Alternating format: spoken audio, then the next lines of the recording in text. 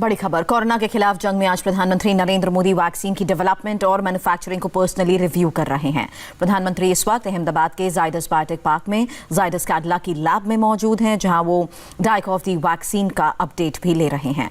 प्रधानमंत्री सीधे vaccine research में लगे वैज्ञानिकों से बातचीत कर रहे हैं और ये अंदर की तस्वीर भी आपको दिखा रहे हैं, जहां प्रधानमंत्री को ओवरऑल ब्रीफ किया जा रहा है वैक्सीनेशन बनाने के उस पूरे प्रोसेस के बारे में, लैब में किन स्टेजेस पर यह काम होता है और किस तरह से ह्यूमन ट्रायल्स के बाद उसकी इफेक्टिवनेस को लेकर ओवरऑल रिसर्च को अगले लेवल पर पहुंचाया जाता है। इस बारे में प्रधानमंत्री को ब्रीफ किया जा रहा है। वैक्सीन लैब में प्रधानमंत्री मौजूद हैं। हालांकि उससे पहले यहां पर मौजूद जो टीम थी उनके साथ प्रधानमंत्री की एक अहम बैठक भी हुई और इस ओवरऑल ब्रीफिंग में उन्हें यह बताया गया कि जायडस की क्षमता इस वैक्सीनेशन को बनाने की आखिर है क्या।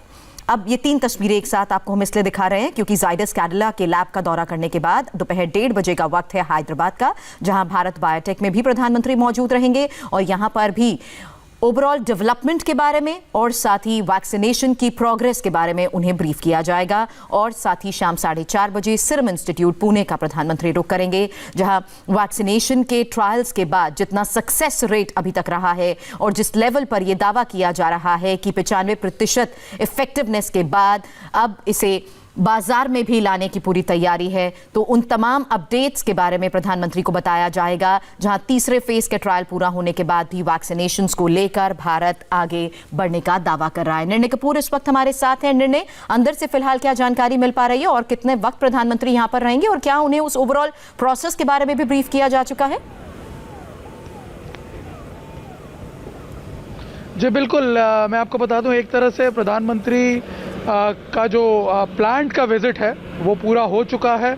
उन्हें सारी ब्रीफिंग भी दे दी गई और अब से कुछ ही देर में वो किसी भी वक्त यहाँ से निकल सकते हैं और फिर सीधे अहमदाबाद एयरपोर्ट पहुँचेंगे, जहाँ से वो पूना जाने के लिए रवाना हो जाएंगे। मैं आपको बता दूं कि अपने इस 1 घंटे के करीब 1 घंटे के स्टे के दौरान हालांकि जो शेड्यूल टाइम था वो 50 मिनट से 1 घंटे का था, लेकिन कुछ ज़्यादा ही रुके प्रधानमंत्री यहाँ पे।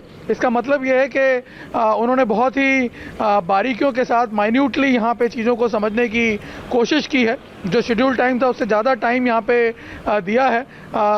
ज़्यादा टाइम देने का मतलब यह है कि उन्होंने कुछ अहम मुद्दों पे इसको और बारीकियों से इंटरेक्ट करने की कोशिश की है यहाँ पे जो साइंटिस्ट हैं उनके साथ, जिसमें उन्हें बकायदा जो कंपनी का पूरा प्लान है। मैं आपको भी यहाँ पर अपडेट दे दूं, हमारे दर्शक भी फिलहाल वही तस्वीरें देख रहे हैं कि यहाँ पर पूरे लैब का दौरा करने के बाद अब प्रधानमंत्री यहाँ से रवाना हो चुके हैं। जाइकोव डी वैक्सीन के परीक्षण का जो लेवल है और जिस लिहाज से अभी जायडस कैडिला इस पूरे वैक्सीनेशन को लेकर काम कर रही है, वो सारी ब्रीफिंग आज यहाँ पर रिसर्च सेंटर में प्रधानमंत्री नरेंद्र मोदी को दी गई। अहमदाबाद से जायडस के कैडिला के इस रिसर्च सेंटर से फिलहाल प्रधानमंत्री अब आगे रवाना हो चुके हैं।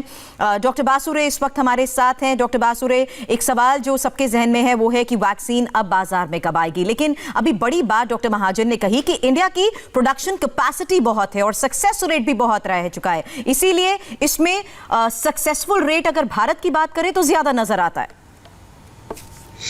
ये बात सही है क्योंकि जो वैक्सीन अभी तक टेस्टेड हुआ है उसमें काफ़ी सक्सेसफुल रेट था, 90% से ज़्यादा सक्सेस रेट था। एक्चुअली जो फॉरेन वैक्सीन है जैसे एस्ट्राजेनेका और लंदन वाली वायरस, उसकी इनिशियल ट्रायल में सक्सेस रेट कम था, उसके सक्सेस रेट करीब 70% था। उसके बाद उन्होंने डोज चेंज किया, उसके बाद सक्सेस रेट बढ़ के 90% हुआ। तो ऐसे उम्मीद रहता है कि सक्सेस रेट इंडियन वैक्सीन का काफ़ी अच्छा रहेगा। जायडस को तो अभी सिर्फ स्टेज 2 में है, फेज़ 3 में जब जाएगा तब पता चलेगा उसकी एक्टिविटी कितनी है और कितना सक्सेसफुल वो होगा। एक बात जो बार बार उठता है वो स्टेन के बारे में कि वायरस ने स्टेन चेंज किया है, इसके मतलब क्या वैक्सीन बेकार हो जाएगा? तो ये बहुत ही इम्पोर्टेंट प्रश्न है, सबके मन में यही है। तो देखिए, वायरस का स्टेन चेंज करना बहुत आसान है, हर वायरस ऐसा करते रहता है।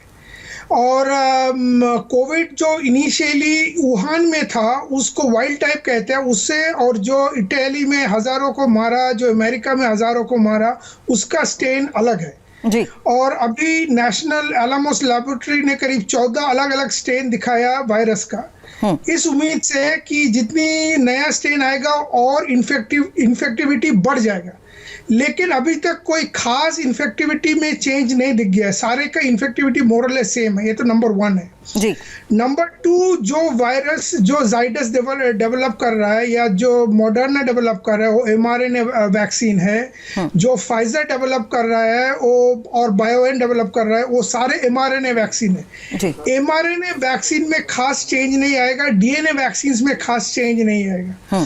चेंज अगर आ सकता है तो मोस्टली सरफेस प्रोटीन में होता है। तो कोविड-19 का सबसे इंपॉर्टेंट सरफेस प्रोटीन जो है उसको स्पाइक प्रोटीन कहते हैं। तो स्पाइक प्रोटीन में चेंज देखा गया है, लेकिन वो चेंज खास ऐसी नहीं है कि एस्ट्राजेनेका वाला वैक्सीन बेकार हो जाए। लेकिन ये याद रखना पड़ेगा कि नॉर्मल फ्लू में भी हर साल वैक्सीन वायरस का जो आउटर कोट है उसकी जो रंग है वो रंग बदलते रहते हैं। हम लोग उसी हिसाब से वैक्सीन भी बना लेते हैं। तो मेरे ख्याल से अब कोई खास चिंता अभी तक नहीं है जिसके कारण ये सोचना है कि भाई ये सारे वैक्सीन जो निकल रहा है ये सारे बेकार हो जाएगा अगर मान लो कल वायरस ने पूरा चेंज कर लिया। चलिए, लेकिन ओवरऑल अगर ग्लोबल स्थिति के हिसाब से भी समझे डॉक्टर महाजन, इंडिया आपको यहाँ पर कहाँ स्टैंड होता हुआ नजर आ रहा है? क्योंकि 6 वैक्सीन ऐसी हैं जिन्होंने सीमित प्रयोग की परमिशन भी मांगी है। देखिए, इंडिया वैक्सीन प्रोडक्शन में नंबर 1 है वर्ल्ड में, इसमें कोई दो राय नहीं है। और जो वैक्सीन यहाँ इंडिजिनसली भी प्रोड्यूस हो रही है उनका भी, जैसे अभी डॉक्टर साहब ने बताया, वो खुद हम विकसित कर रहे हैं, तो उनपे तो हमारा पूरा कंट्रोल होगा। जितनी हम बना लें वो अपनी पॉपुलेशन के लिए है। इंडिया तो इनफैक्ट अभी कल ही नेपाल में बोला है कि नेपाल को भी हम सप्लाई करेंगे। तो हम अपना ही नहीं सोच रहे, हम दूसरों का भी सोच रहे हैं, क्योंकि हमारी कैपेसिटी है। जहां तक बात रही पुणे में, वो वहां पे सीरम इंस्टीट्यूट में जो ऑक्सफोर्ड का विकसित वैक्सीन है वो बनाया जा रहा है। वो उन्होंने एक्चुअली रिस्क लिया, उन्होंने कई महीनों से उसे बनाना शुरू कर दिया इन द होप कि ये सक्सेसफुल रहेगा। और अब जैसे डॉक्टर साहब ने बताया, पता चला है कि उसकी 90% एफिकेसी है और वो कई लाखों डोज ऑलरेडी बनी हुई है। तो इससे हमें ये लगता है कि भारत पूरे विश्व में एक बहुत ही अच्छी सिचुएशन में है। दूसरी बात रही कि वैक्सीन का ट्रांसपोर्ट और उसको किस टेम्परेचर पे स्टोर किया जाएगा, तो वहां पे जो कुछ वैक्सीन वेस्टर्न कंट्रीज में बने हैं वो -70 to -80 डिग्री पे स्टोर करना पड़ता है। इसकी स्टोरेज कैपेसिटी वेस्टर्न कंट्रीज में भी कम है, इंडिया में तो बहुत ही कम है।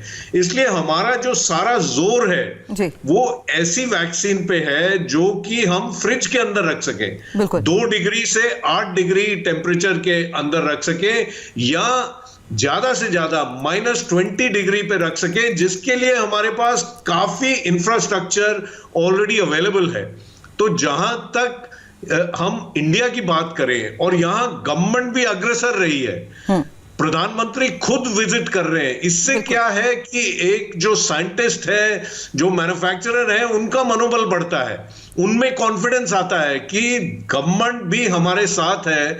तो मैं ये कहूंगा कि इस कोरोना के खिलाफ जो जंग है उसमें भारत अवश्य विजयी रहेगा। डॉक्टर महाजन, और इसके साथ साथ एक आम नागरिक की उम्मीद भी बढ़ती है कि जल्द से जल्द उन्हें इस महामारी में वैक्सीन के जरिए इससे निजात मिल सकती है। मेरे सहयोगी निर्णय कपूर भी है। निर्णय, आप कुछ कहना चाहते थे?